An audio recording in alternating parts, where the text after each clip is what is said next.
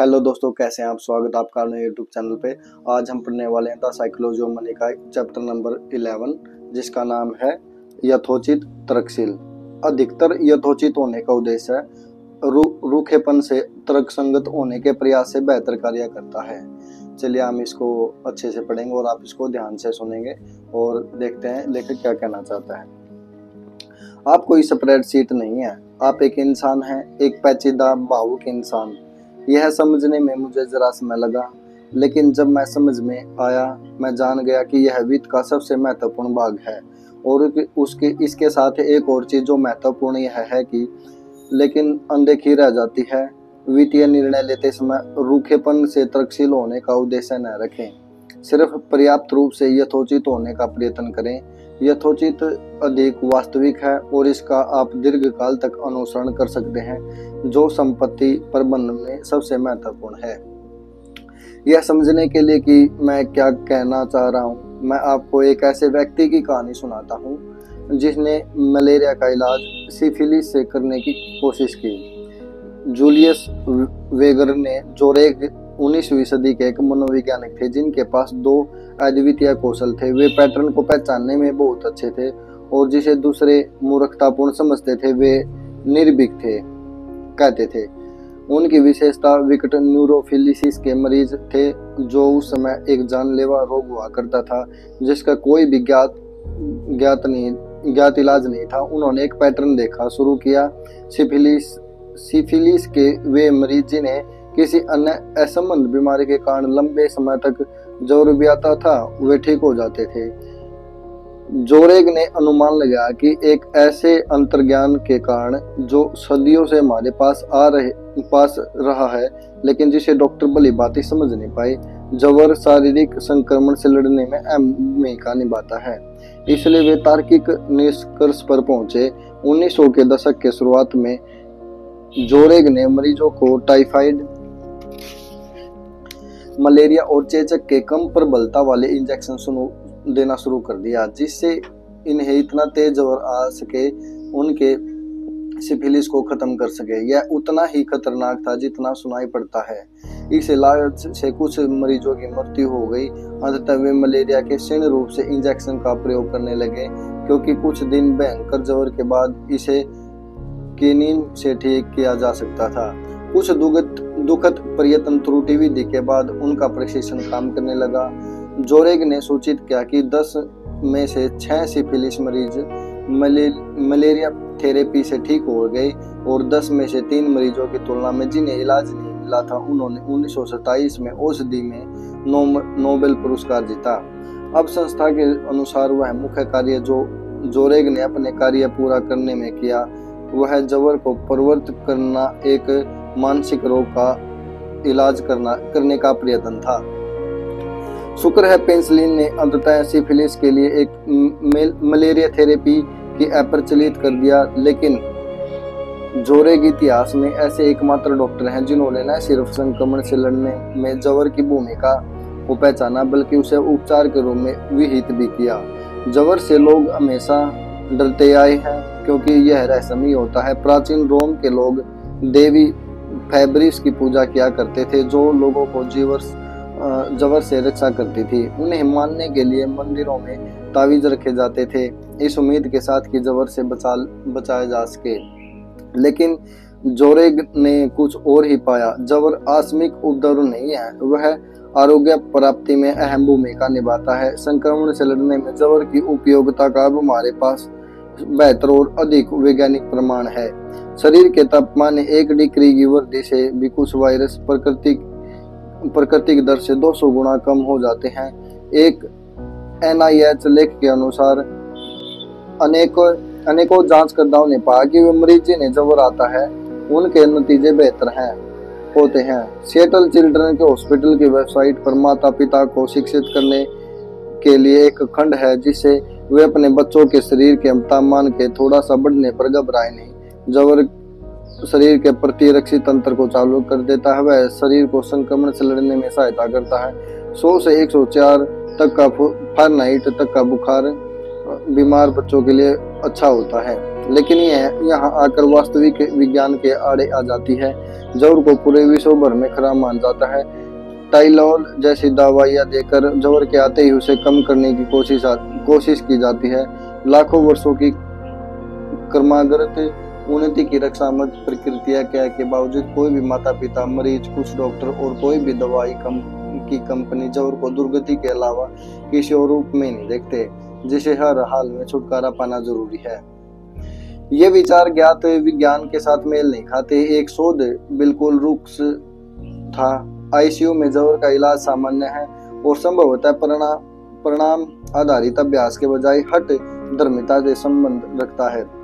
Centre for the history of medicine के निदेशक Harvard Merkel ने एक बार जवर के भय के बारे में कहा था, ये सांस्कृतिक प्रथाएं हैं जो उतनी ही तेजी से फैलती हैं जितना इनके पीछे के संक्रामक रोग। ऐसा क्यों है? अगर जवर लाभदायक होता तो हम सार्वभौमिक रूप से उसे लड़ते क्यों हैं?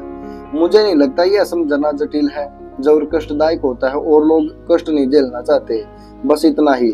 एक डॉक्टर का उद्देश्य सिर्फ बीमारी का इलाज करना नहीं होता, बल्कि मरीज के लिए जो यथोचित और सराहनीय है वो भी ठीक देखना पड़ता है।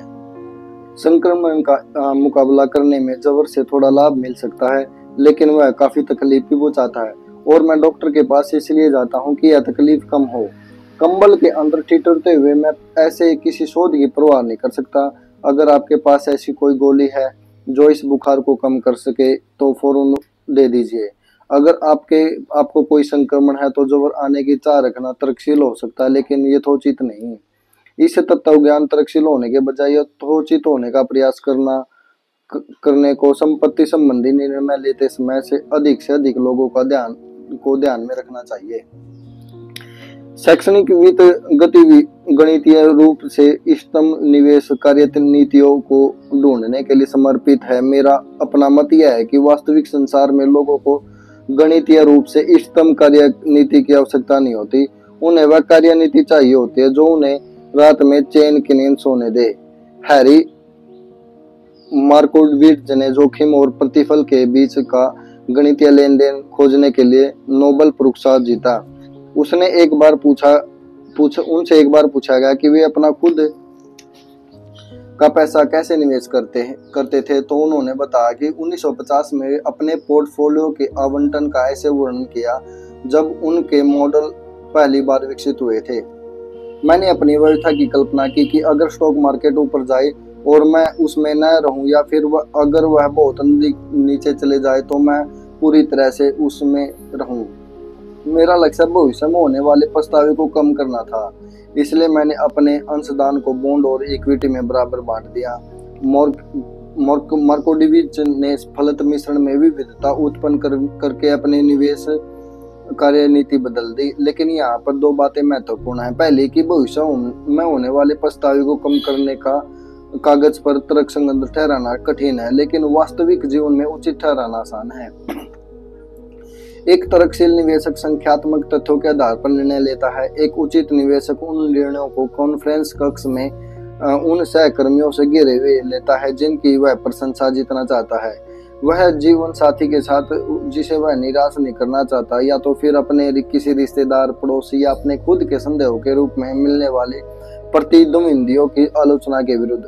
निवेश का एक सामाजिक पहलू भी होता है जो सिर्फ वित्तीय लेंस के द्वारा देखने पर अनदेखा रह जाता है। दूसरी बात यह है कि यह ठीक है जैसन जवीग जिन्होंने वह साक्षात्कार किया जिसमें मार्कोविट्ज ने अपने निवेश का वर्णन किया था, बाद में विचार करते हुए बोले, मेरा अपना मत यह है कि लोग न तो तर्कशील होते हैं और न ही तर्कहीन।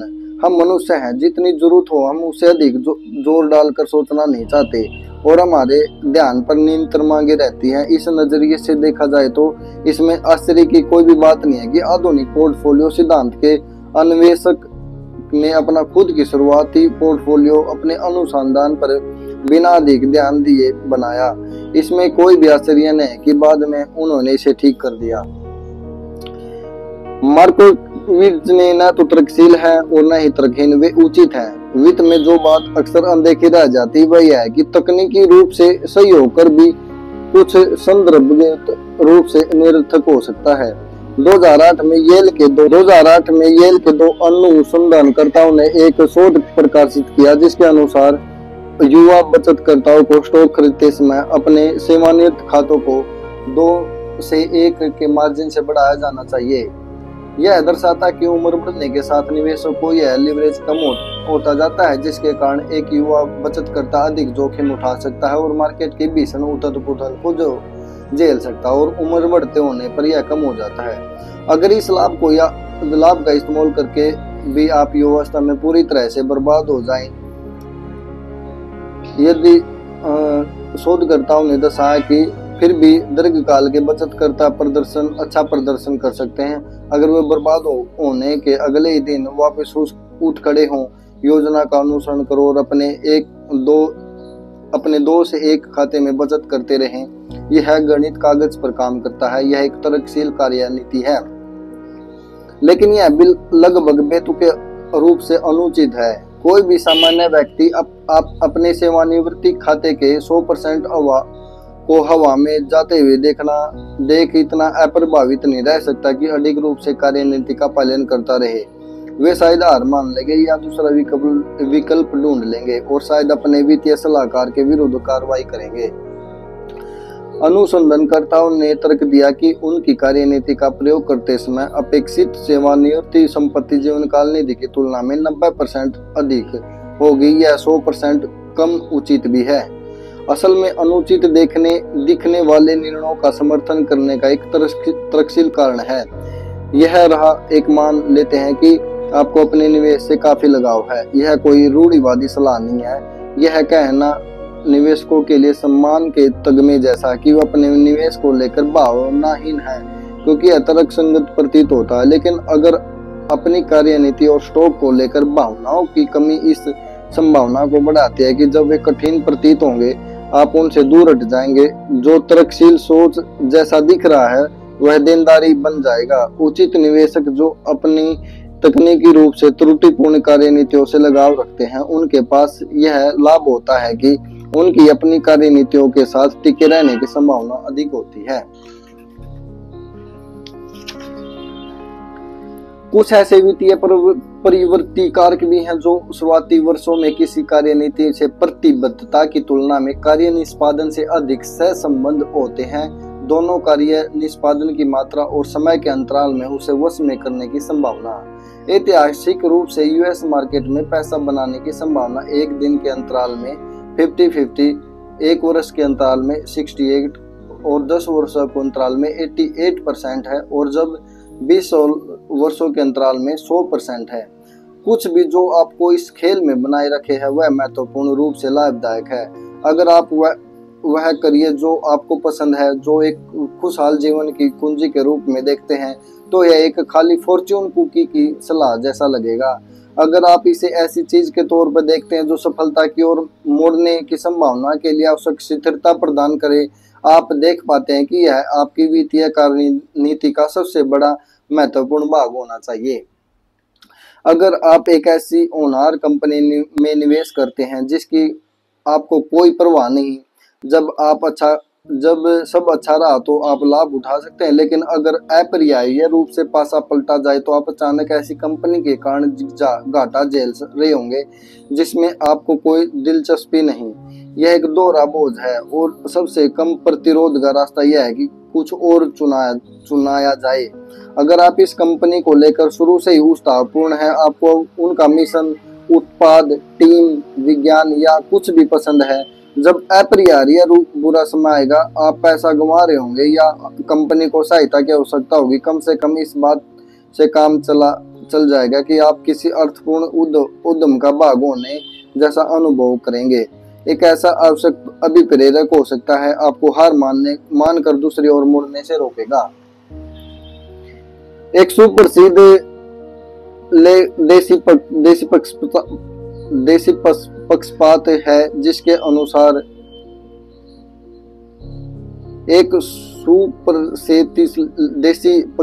जिसके अनुसार लोग जिस देश में रहते हैं वहीं की कंपनियों में निवेश को वरीयता देते हैं और पृथ्वी पर बाकी 95% कंपनियों को अनदेखा कर देते हैं।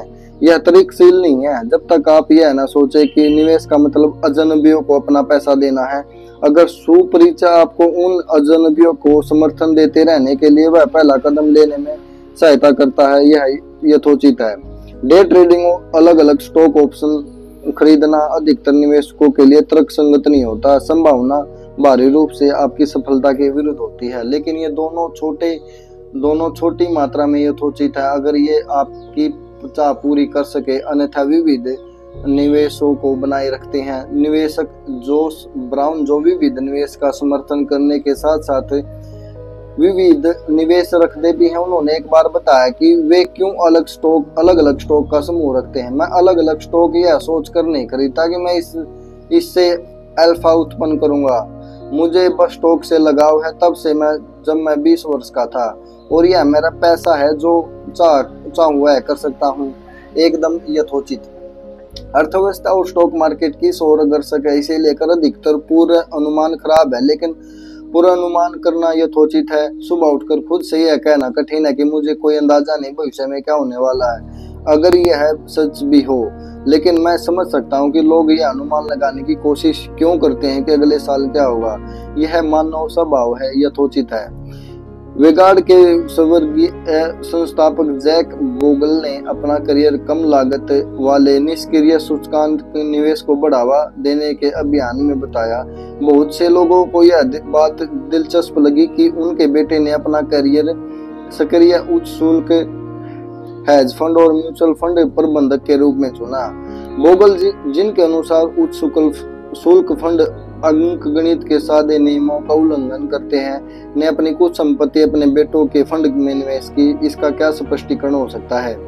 कुछ चीजें हम पारिवारिक कारणों से करते हैं, बोगल ने द वॉल स्ट्रीट जर्नल को बताया। अगर यह समनुरूप नहीं है तो भी जीवन हमेशा समनुरूप नहीं होता।